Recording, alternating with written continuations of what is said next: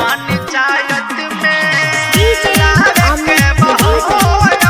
Mix by Aman recording studio पूरा बाजार।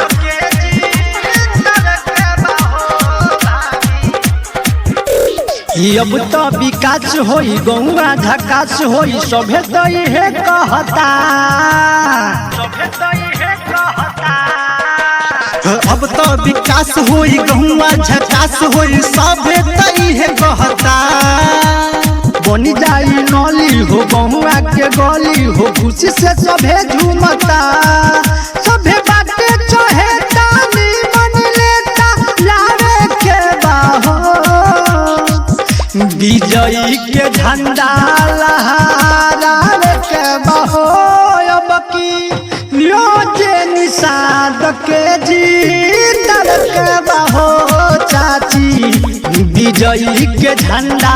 लहरावे के बहो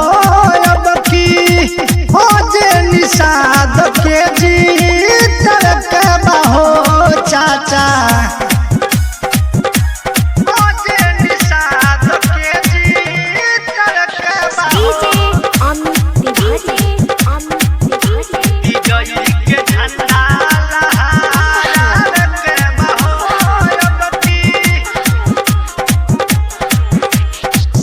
पूरा गहुआ में इन्हीं के हालानु बा पूरा कहत टोला मुहलानु बा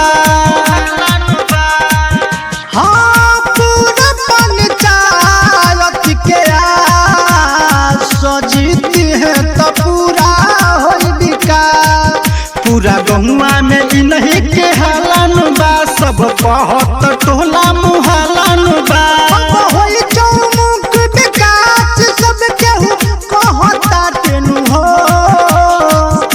विजयी के झंडा लहरावे के बहो अब की योजे निषाद के जीत के बहो पूरा विजयी के झंडा लहरावे के बहो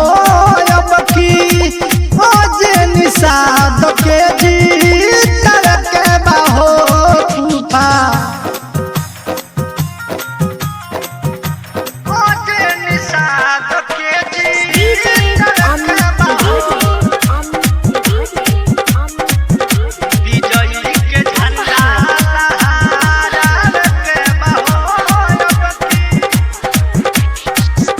अब रोड बनिया विकास होई हो अड नंबर 8 के विकास होई हो भैया के सपना हो सेवा करी है जनता के अपना हो अब रोड बनिया विकास होई हो अड नंबर 8 से विकास होई हो बनी है गरीब सन के सहारा हो